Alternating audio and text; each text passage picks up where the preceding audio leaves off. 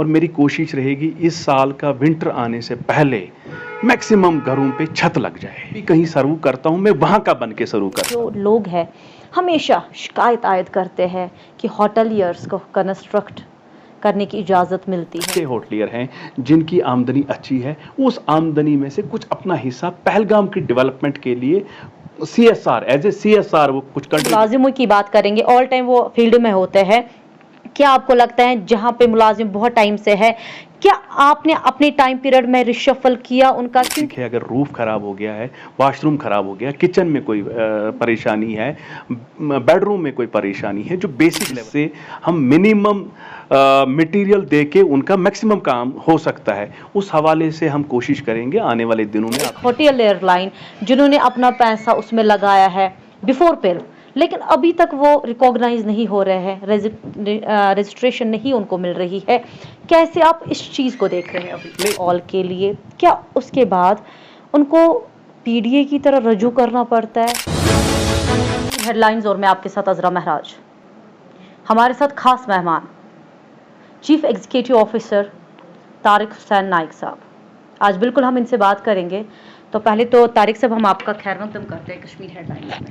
चले, आपका भी बहुत बहुत शुक्रिया कि आपने भी टाइम निकाला और मुझे कुछ बातें आपसे करनी है। Thank you so much sir. First of all बात करेंगे, आपने जब से charge as a CEO Pahalgam लिया है, तो कैसे आप देख रहे हैं पहलगाम में एक साइड से पेल और दूसरी साइड से सरकार की डेवलपमेंट, कैसे दोनों चीज़ों को आप स्टेबल कर रहे हैं? जैसा कि आप जानते हैं कि Pahalgam world wide famous tourist destination है। पूरी मुल्क के साथ साथ दुनिया की नज़रें इस डेस्टिनेशन पे है। और जहाँ तक आपने ये सवाल किया कि जब से मैंने चार्ज संभाला, आप जानते हैं कि मैंने चार्ज उस वक्त संभाला जब ऑलरेडी टूरिज़्म का पीक सीज़न होता है। उसके अलावा आप जानते हैं कि सालाना श्री अमरनाथ जी यात्रा का भी तैयारियां चल रही थी। और मैं ये भी बताऊं कि इस बार की यात्रा आज तक की हिस्ट्री की सबसे लंबी यात्रा है, और अभी तक आप देख रहे हैं कि 4.5 लाख के आसपास यात्रियों ने अमरनाथ गुफा के दर्शन किए। और उसके अलावा और मेरे लिए वो पिलग्रिम टूरिज़्म है। उसके अलावा आप जानते हैं कि पहलगाम में ऑलरेडी जो है हमारी काफ़ी दुश्वारियाँ भी हैं। यहाँ पे ऑलरेडी कुछ कंस्ट्रक्शन हो भी गई है, कुछ कंस्ट्रक्शन अभी भी चल रही हैं। और पहलगाम वही एक डेस्टिनेशन है जहाँ लोकल आबादी भी रहती है। जी। उसके अलावा कमर्शियल यूनिट भी हैं। उसके अलावा गवर्नमेंट भी बड़े पैमाने पे यहाँ मुख्तलिफ तरीके से डेवलपमेंट करती है। आप रोड के हवाले से बात करें, आप जल शक्ति डिपार्टमेंट के हवाले से बात करें, या जो पहलगाम डेवलपमेंट अथॉरिटी हम भी बहुत सारे काम करते हैं, या टूरिज़्म भी यहाँ पे काम करता है। तो मिला जुला के यहाँ का जो बैलेंस करना बहुत मुश्किल है, लेकिन मेरी कोशिश है कि पहलगाम का जो अपना एक दर्जा है, यहाँ की नेचुरल ब्यूटी के हवाले से, यहाँ के आप देखते हैं कि यहाँ अक्सर लोग जो यहाँ आते हैं वो लिदर के आसपास घूमना चाहते हैं। और उसके अलावा यहाँ की जो जंगलात हैं वो भी पहलगाम को घेरे हुए हैं। पहलगाम एक बाउल है बीच में, उसके अलावा पानी का घेराव है, जंगलात का घेराव है। तो इन सब चीज़ों को बैलेंस करना ये हम सब की औलीन जिम्मेवारी है। खासकर यहाँ के लोग, पहलगाम की बात करेंगे, यहाँ के जो लोग हैं हमेशा शिकायत आयद करते हैं कि होटलियर्स को कंस्ट्रक्ट करने की इजाज़त मिलती है। चाहे आप हैं, इससे पहले भी यहाँ ऑफिसर्स आए हैं, हमेशा जब भी यहाँ लोगों से बात करते हैं तो शिकायत आयद करते हैं। तो क्या आपको ऐसा लग रहा है कि लोगों तक आप अवेयर कैसे कर पाएंगे, कैसे यहाँ के लोकल लोगों को आप समझाने की कोशिश करेंगे, उस टाइम पे कैसे आप उस ट्रैक को ठीक करेंगे? हाँ, ये आपने जो ये सवाल किया, मैं सवाल के हवाले से बात करना चाहता हूँ कि मैंने पहले कहा कि पहलगाम वही एक टूरिस्ट डेस्टिनेशन है जहाँ लोकल आबादी है, और खुद की आबादी भी बहुत सारी, और खुद की आबादी भी बहुत सारे लोगों ने उन्होंने भी कन्वर्जन किया हुआ है, रेजिडेंशियल को कमर्शियल में किया है, पेइंग गेस्ट हाउस हैं, गेस्ट हाउसेज हैं, या होटल्स हैं। ये बात मैं नहीं समझता हूँ। देखें, जितनी यहाँ मास्टर प्लान बना है, मास्टर प्लान के लिहाज से बहुत सारे एरिया डिमार्केट हुए हैं, होटल पर्पज़ के लिए, हटमेंट पर्पज़ के लिए, रेजिडेंशियल पर्पज़ के लिए, एग्रीकल्चर पर्पज़ के लिए या बफर जोन है, तो उन सब का ख्याल रख के यहाँ डिसीजन लिया जाता है। बोका होती है, उसमें बहुत सारी लाइन डिपार्टमेंट इन्वॉल्व होते हैं। जब वो सब चीज़ें देखते हैं उसके बाद परमिशन मिलती है। और मैं यहाँ की जो आवाम है उनको यकीन दिलाना चाहता हूँ, और हमने कोशिश भी की, हमने शुरुआत भी की है कि हम जितने भी यहाँ आबादी वाले गांव हैं जो रह रहे हैं यहाँ आबादी में, हम हर गांव में जाएंगे जो उनकी बेसिक नीड है।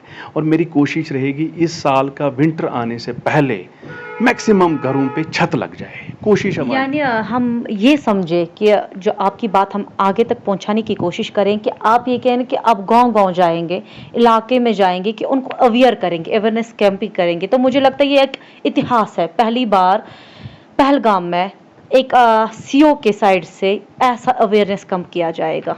नहीं, ये वक्त की ज़रूरत है। मैंने महसूस किया कि यहाँ मुख्तलिफ मेरे पास एप्लीकेंट्स आते हैं, मुख्तलिफ किस्म की फरमाइश रखते हैं। तो मैंने सोचा कि बंद कमरे में अगर मैं किसी की फरमाइश पूरी कर, हो सकता है वो उसकी ज़रूरत के मुताबिक ना हो या ज़्यादा हो, उसको बैलेंस करने के लिए हम हर इलाके में जाएं जहाँ उनकी बेसिक नीड है। देखें, मैंने पहले कहा कि जो बेसिक नीड है किसी भी घर की, उनका शेल्टर होना चाहिए, क्योंकि ये हम जो है हमारा मैक्सिमम पीरियड यहाँ सर्दी वाला रहता है। तो उस सर्दी को देख के हम कोशिश करेंगे कि उनका एक छत रहे। और आप देखते हैं कि यहाँ पिछले 2 सालों से बहुत सारी जो रेजिडेंशियल परमिशन भी दी है, PMAY के जो हाउसिंग फॉर ऑल है, गवर्नमेंट का एक इनिशिएटिव है, उसमें भी बहुत सारी केसेस है। सर, इसी हवाले से यहाँ पे अगर हाउसिंग फॉर ऑल स्कीम्स की है कि अगर उनको गवर्नमेंट साइड से स्कीमें मिलती है हाउसिंग फॉर ऑल के लिए, क्या उसके बाद उनको PDA की तरह रजू करना पड़ता है?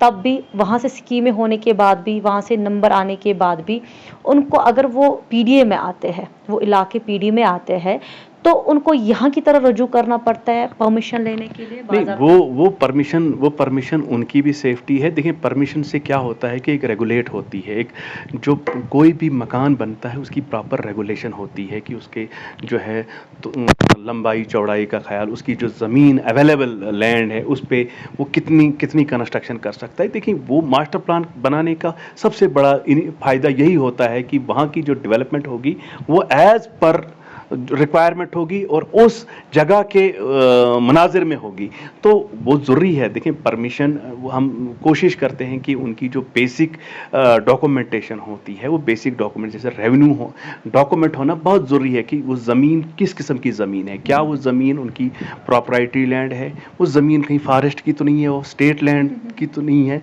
तो उस चीज़ को तो रेगुलेट करना है हमारा अवलीन फर्ज। उसके अलावा हमारी कोशिश रहती है कि हमने अभी एक बोका की, हमने बड़ा उसमें थ्रेडबेयर डिस्कशन किया कि हम कोशिश करेंगे कि ये वाले जो केसेस हैं, ऐसे केसेस में हम मुख्तसरन कुछ रिक्वायरमेंट है पूरी करें, उसके बाद उनको प्रॉपर परमिशन दें।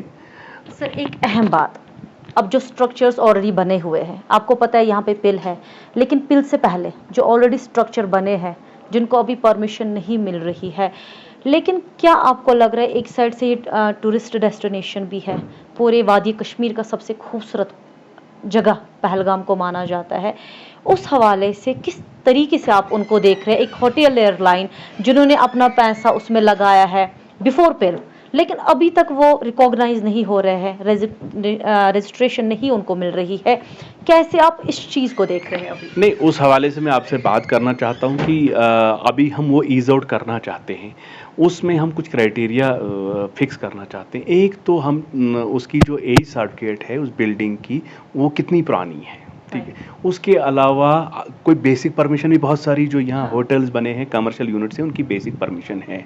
उसको देख के हुए इस बार की पोका ने डिसीजन लिया है, डेलीगेट पावर की है मुझे as a member secretary, as a CEO, क्योंकि आप जानते हैं कि ऑनरेबल हाई कोर्ट की भी डायरेक्शन है कि चीफ एग्जीक्यूटिव ऑफिसर को जो है उसको पहलगाम के तहफ़्फ़ुज़ के लिए कुछ इक़दाम उठाने ज़रूरी हैं।